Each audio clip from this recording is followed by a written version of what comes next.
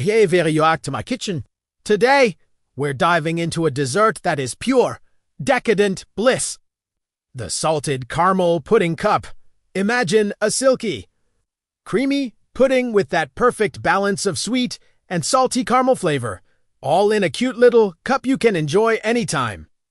It's the kind of dessert that feels super fancy, but trust me, it's surprisingly simple to whip up right at home. So, if you're ready to treat yourself, stick around, because I'm going to show you how to make this heavenly dessert step by step. Let's get started. First things first, let's gather our ingredients. We'll be making this into main parts, the salted caramel sauce and the pudding base. For the caramel, you'll need granulated sugar, a little bit of water, heavy cream, unsalted butter, and a good quality sea salt. For the pudding, you'll need more heavy cream, whole milk, cornstarch, egg yolks, more sugar, a splash of vanilla extract, and of course, that amazing caramel sauce we're about to make. Don't worry about the exact amounts. I'll have everything listed in the description box below for you. Now, for the fun part, making the caramel. In a heavy-bottomed saucepan, combine your sugar and water. We're going to cook this over medium heat, swirling the pan occasionally, but don't stir it with a spoon. We're looking for the sugar to dissolve and turn into a beautiful amber color. This is the stage where you need to keep a close eye on it, as it can go from perfect to burnt in just a few seconds. Once it reaches that gorgeous amber shade, immediately take it off the heat, carefully, and slowly pour in the heavy cream. It's going sud-ouest be préparer. Whisk it continuously until it's smooth. Then, whisk in the butter and the sea salt. The salt is what transforms this from just a sweet caramel to that irresistible salted caramel flavor. Give it a taste carefully. It's hot. And add more salt if you like. Once it's perfect, set it aside. We'll use most of it for the pudding and save a little for drizzling on top later. Alright, let's move on to our creamy pudding base. In a separate bowl, whisk together your egg yolks and sugar until they're pale and slightly fluffy. Then, whisk in the cornstarch until there are no lumps. This mixture is what will thicken our pudding and give it that rich, custard-like texture. Set this bowl aside for a moment. Now, in the same saucepan we used for the caramel, no need to wash it. We want all that flavor combined, the milk and the rest of the heavy cream. Heat it over medium heat until it just starts to simmer around the edges. You don't want it to boil. Once it's hot, we need to temper our eggs. This is a crucial step to prevent them from scrambling.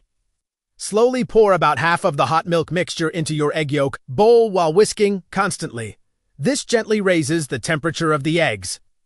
Once that's combined, pour the tempered egg mixture back into the saucepan with the rest of the milk. Return the saucepan to the stove over medium-low heat. Now, this is where your arm gets a little workout. You need to whisk constantly until the pudding thickens. It should take about 5 to 7 minutes.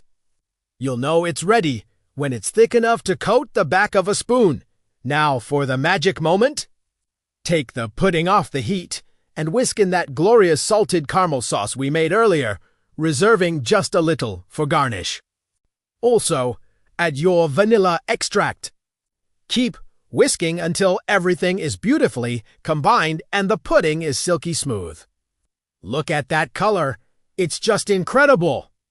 The final step, before we can enjoy these, is to assemble our pudding cups. You can use ramekins, small glass jars, or even wine glasses for a fancier presentation. Pour the warm pudding evenly into your chosen cups. To prevent a skin from forming on top, you can press a piece of plastic wrap directly onto the surface of each pudding. Now, for the hardest part, waiting. These need to chill in the refrigerator for at least 4 hours, but overnight is even better. This gives the pudding time to set completely and for the flavors to meld together. It's so worth the wait, I promise. And here they are, chilled, set, and ready to be devoured. Just before serving, I like to add a final touch. Drizzle a little bit of that reserved salted caramel sauce on top. And for some extra texture and that salty kick, sprinkle on a few flakes of sea salt. It looks absolutely stunning and tastes even better. Let's give it a try. Oh, wow!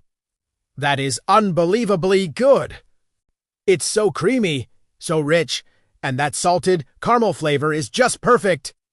It's sweet, it's salty, it's everything you could ever want in a dessert. You have to make this.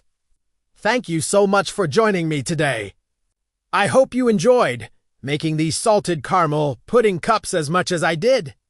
If you tried this recipe, let me know how it turns out in the comments below. Don't forget to like this video and subscribe for more delicious recipes. See you next time. Bye!